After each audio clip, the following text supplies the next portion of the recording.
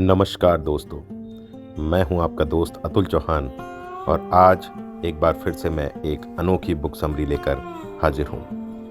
दोस्तों, आज हम बात करने वाले हैं 100 साल पुरानी किताब the richest man in Babylon.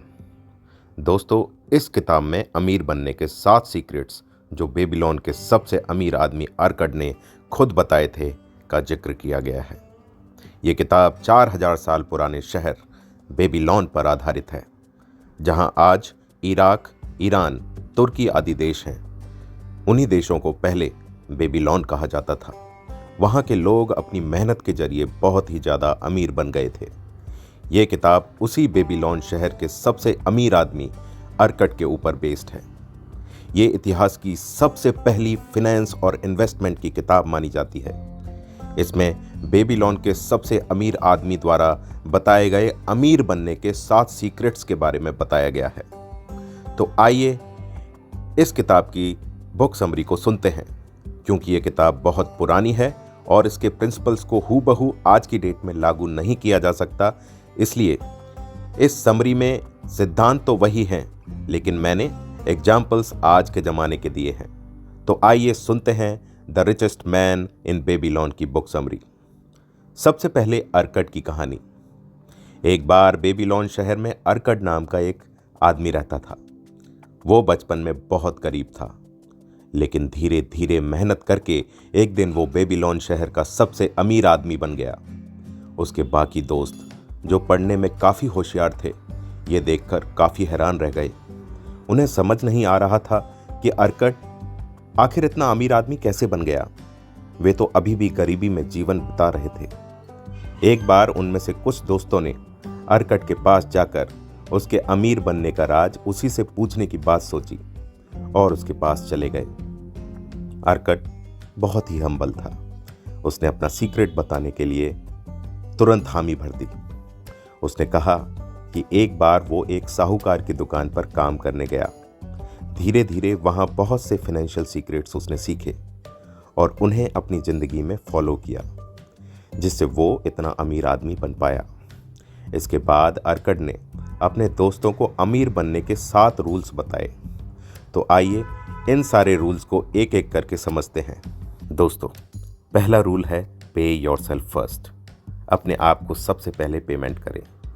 दोस्तों, हम लोग जितना भी कमाते हैं उससे हमेशा दूसरों के बिल्स आदि को पे करते रहते हैं, लेकिन अर्कड ने कहा है कि सबसे पहले खुद को कुछ अमाउंट पे करें। खुद को पेमेंट करने के बाद आप सारा पैसा खर्च ना कर दें, बल्कि बचत करने की एक आदत डालें। केवल 70% पैसों को ही खर्च करें, बाकी के 30% को आप सेव कीजिए। आज के ज़माने में तरह तरह की सेविंग स्कीम्स उपलब्ध हैं, जिनमें आप पैसा डालकर अपने पैसे को बढ़ा सकते हैं। अगर आप बिल्कुल भी पैसा नहीं बचाएंगे तो भविष्य में आपको बहुत मुश्किल होने वाली है। अगर आप सिर्फ बचत भी करते रहेंगे तो धीरे धीरे आपके पास बहुत सारा पैसा हो जाएगा, क्योंकि आपने ये तो सुना ही होगा कि बूंद बूंद से घड़ा भरता है। इसलिए बचत करने की आदत डालें और अपनी सारी सैलरी उड़ा ना दें। दोस्तों, दूसरा रूल है कंट्रोल योर एक्सपेंसेस। फिर अर्कड ने अमीर बनने का दूसरा रूल बताया। उसने कहा कि अपने फालतू खर्चों को कम कर दें। बहुत से लोग बहुत ज़्यादा फालतू चीज़ों पर खर्चा करते रहते हैं। इससे उनके पास महीने के अंत तक कभी भी पैसा नहीं बचता और उन्हें हमेशा पैसे की किल्लत रहती है। इसलिए फालतू खर्चों को आज ही कम कर दें।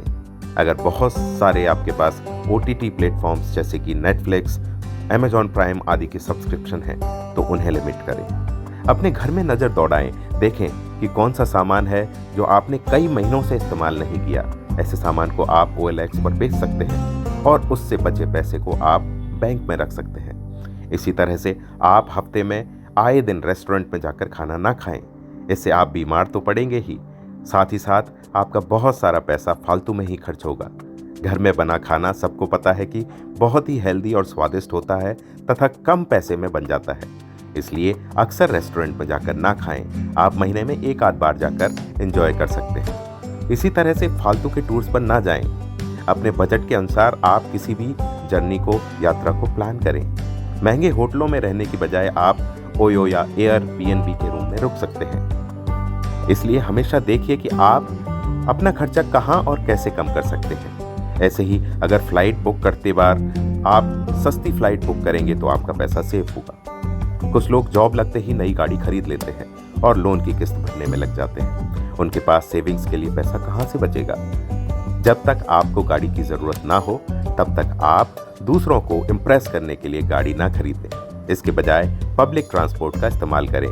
महंगे ब्रांडेड कपड़े ना पहनकर उनके जैसे ही दूसरे अच्छे क्वालिटी के कपड़े पहने। दोस्तों, डेव रामसे ने अपनी किताब टोटल मनी मेकओवर में बोला था, if you can live like no one else right now then you can live like no one else letter.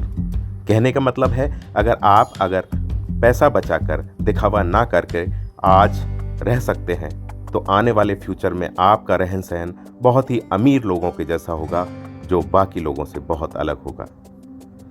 दोस्तों, ऐसा करके जितना भी पैसा बचेगा उसे आप इन्वेस्ट करें।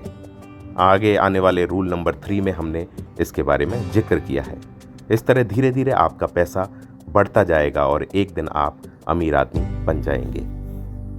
Let's move on to our third rule which is make money work for you. अपने पैसों को घर पर पड़ा ना रहने दें, बल्कि आप उसे और बढ़ाने के तरीकों पर विचार करें। बेबी लोन के अमीर लोग दूसरों को पैसा ब्याज पर उधार देते थे, जिससे उनको इंटरेस्ट मिलता था और उनका पैसा बढ़ता था। ऐसे ही आज के ज़माने में हम बैंक में अपने पैसे को फिक्स डिपॉजिट करवा सकते हैं, या आप अपने पैसे को म्यूचुअल फंड्स या SIP में लगा सकते हैं। इसके अलावा डाकघर में भी तरह तरह की स्कीम्स हैं जिनके बारे में आप जानकारी प्राप्त कर सकते हैं। अगर किसान विकास पत्र लेना है तो वो भी ले सकते हैं। तरह तरह के बॉन्ड्स या डेट नोट खरीद सकते हैं। पब्लिक प्रोविडेंट फंड PPF में इन्वेस्ट करके कंपाउंड इंटरेस्ट कमा सकते हैं। इसके अलावा आप अपने घर को किराए पर चढ़ा सकते हैं और उससे रेंट कमा सकते हैं। गाड़ी है तो उसे ओला या उबर में रेंट पर दे सकते हैं। दोस्तों, अगर आप इस तरह से सोचेंगे तो आपके पास अपने पैसे को बढ़ाने के बहुत सारे तरीके मिल जाएंगे। कुछ लोग शेयर्स में पैसा लगाकर भी प्रॉफिट कमा लेते हैं, लेकिन शेयर मार्केट थोड़ा रिस्की है, इसलिए जब तक आपको इसका पूरा नॉलेज ना हो तब तक उसमें इन्वेस्ट ना करें। ऐसा ना हो कि आपका पैसा बनने की बजाय डूब जाए। दोस्तों, चौथा रूल है प्रोटेक्ट योर वेल्थ। अपने पैसे की हर हाल में रक्षा करें। समाज में बहुत सारे बुरे तत्व होते हैं जिनकी नज़र हमेशा आपके पैसे पर रहती है। कई बार लुटेरे या चोर लोगों का पूरा पैसा और गहने आदि लूट लेते हैं। इससे लोग हमेशा के लिए गरीब बन जाते हैं। इसलिए अपने धन को हमेशा सुरक्षित रखें। कभी भी ज़्यादा पैसा घर पर ना रखें। किसी अच्छे बैंक में ही पैसा रखें। फ्रॉड करने वाले बैंकों से सावधान रहें। अगर ऑनलाइन बैंकिंग करते हैं तो भी सावधानी बरतें। तरह तरह के हैकर्स इन दिनों ऑनलाइन पैसे की चोरी करते रहते हैं। आपको बस एक लिंक आता है, आप लिंक पर क्लिक करते हैं और आपके अकाउंट से पैसा गायब हो सकता है। इसलिए अपना पासवर्ड या पिन नंबर आदि, OTP आदि किसी को ना बताएं। किसी अनजान व्यक्ति की कॉल को अटेंड ना करें। कई बार वो कहते हैं कि मैं बैंक का मैनेजर बात कर रहा हूँ और आपसे आपका पर्सनल डेटा मांगते हैं। आप ऐसे कॉल को तुरंत काट दें, क्योंकि केवल कुछ ठग लोग ही ऐसा करते हैं। कोई भी बैंक आपको फ़ोन करके जानकारी नहीं मांगता। इसके लिए आपको बैंक में सीधे जाना होता है। इसी तरह से कभी भी पॉन्जी स्कीम्स के लालच में ना फंसें। वो आपको पैसा डबल करने का लालच देंगे और फिर आपका पैसा लेकर फुर्र हो जाएंगे। ऐसे लोगों के झांसे में ना आएं। अपने पैसे की हर हाल में रक्षा करें। दोस्तों, रूल नंबर 5 है ओन योर हाउस। आपका अपना घर भी एक लाभकारी निवेश हो सकता है, लेकिन यहाँ हमें कुछ चीज़ों को ध्यान में रखने की ज़रूरत है। बहुत से लोग शहरों में किराए का घर लेकर रहते हैं और हर महीने किराया देते हैं। कई बार उनके दोस्त कहते हैं कि किराया देने की जगह आप अपना घर खरीद लो। जितना किराया दे रहे हो उतनी किस्त दे देना, घर तो अपना हो जाएगा। लेकिन इस तरह जल्दबाजी में घर लेने से कई बार हानि भी हो सकती है, क्योंकि आप घर लेते समय अपना बहुत सारा पैसा लगा देते हो और साथ में लोन भी ले लेते हो। इससे आपका बैंक बैलेंस कुछ भी नहीं रहता और आप बहुत सालों तक उस लोन को भरते रहते हो और ब्याज लगने की वजह से आपको वो घर दुगना महंगा पड़ता है। इससे आपकी मानसिक शांति भी छिन जाती है। इससे अच्छा तो ये होगा कि आप कुछ सालों तक एक बहुत ही कम किराए वाले घर में रहें और जिस पैसे से घर लेने जा रहे हों उसे 10 या 20 साल के लिए FD या PPF में निवेश करवा दें। जब पैसा डबल हो जाए तब घर ले लें। इससे आपको लोन नहीं लेना पड़ेगा। इसके अलावा आप जमीन का प्लॉट भी ले सकते हैं। कुछ सालों बाद जब उसकी कीमत बढ़ जाएगी तब आप उसे बेचकर अपना घर बना सकते हो या उसी घर पर अपना मकान बना सकते हो। कुछ लोग अपने घर की 2-3 मंजिलें बनाकर ऊपर के कमरों को किराए पर दे देते हैं। इससे भी वे काफ़ी इनकम कर लेते हैं। इस तरह से अच्छी तरह सोच विचार करके आप अपना घर बनाएं। आपका घर आपको गरीब नहीं बल्कि अमीर बना देगा। दोस्तों, मेरा ये सुझाव मिडिल क्लास हमारे जैसे लोगों के लिए ये है। अगर आप अफोर्ड कर सकते हैं या आपका फैमिली सपोर्ट अच्छा है तो घर बहुत जल्दी खरीदने की कोशिश करें। दोस्तों, छठा रूल है अर्न अ फ्यूचर इनकम। अमीर बनने के लिए आप एक से ज़्यादा आमदनी के सोर्सेज के बारे में सोचें। अगर आप जॉब कर रहे हैं तो उसके साथ ये सोचें कि आप कौन सा छोटा सा बिजनेस घर पर ही शुरू कर सकते हैं। गुजरात के लोग ऐसा ही करते हैं। वे दिन भर जॉब करते हैं और फिर घर पर छोटे मोटे काम धंधे करते हैं। इससे देश के बाकी लोगों के मुकाबले उनकी पर कैपिटा इनकम बहुत ज़्यादा होती है। वो फालतू का शो ऑफ भी नहीं करते। उनके पास जब पैसा आता है तो वो उसे काम पर लगा देते हैं। कोई रेस्टोरेंट खोल लेता है या ज़मीन खरीद कर वहाँ पर दुकानें बना देता है। कोई घर पर एक ब्यूटी पार्लर चालू कर देता है या एक छोटा सा जिम चालू कर देता है और इस तरह वो धीरे धीरे ग्रोथ करते चले जाते हैं। आप भी कोई बिजनेस शुरू कर सकते हैं। इसके अलावा आप अपने टैलेंट पर बेस्ड कुछ भी कर सकते हैं। जैसे अगर आपको लिखने का शौक है तो आप ब्लॉग आदि लिखने की सोच सकते हैं या कंटेंट राइटर बनकर कमा सकते हैं। कोई किताब लिखकर आप Amazon आदि पर बेच सकते हैं। दोस्तों, इस तरह आप एक्स्ट्रा इनकम कमा सकते हैं। दोस्तों, अब हम आ पहुंचे हैं इस किताब के आखिरी पड़ाव पर, जो है rule number 7, invest in yourself.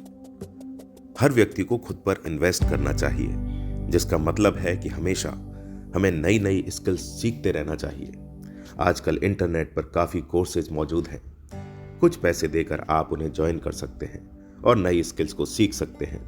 जैसे अगर आप ब्लॉगिंग का कोर्स कर लें तो एक ब्लॉगर बन सकते हैं और ऑनलाइन कमाई कर सकते हैं। इसी तरह आप डिजिटल मार्केटिंग या कोडिंग आदि का कोर्स ऑनलाइन सीख सकते हैं। इस पर आपका थोड़ा पैसा तो ज़रूर लगेगा, लेकिन ये आपकी खुद पर की गई एक अच्छी इन्वेस्टमेंट होगी। इसके बाद आप बहुत सा पैसा बना सकते हैं। अगर आपको कोई चीज़ नहीं आती और आप सीखना भी नहीं चाहते तो आप उस चीज़ को आउटसोर्स कर सकते हैं, मतलब किसी और से करवा सकते हैं। जैसे अगर आपको वेबसाइट या ब्लॉग बनाना नहीं आता तो आप किसी वेब डेवलपर की मदद ले सकते हैं। आज के ऑनलाइन वर्ल्ड में आप बहुत कुछ सीख सकते हो। सीखने की कोई उम्र नहीं होती। फिर चाहे आपकी उम्र 16 साल है या 66 साल, आप कभी भी कुछ भी सीख सकते हैं। बस ज़रूरत है आपके अंदर एक प्रबल इच्छा शक्ति होने की। तो दोस्तों, ये थी इस अद्भुत किताब की समरी। उम्मीद है the richest man in Babylon की ये बुक समरी आपको पसंद आई होगी। कृपया कमेंट करके बताएं। आपके कमेंट से वेरीफाई होता है कि मेरा प्रयास अच्छा रहा। धन्यवाद। फिर मिलेंगे अगले एपिसोड में। तब तक अपना ख्याल रखिए। Take care of yourself. All the very best.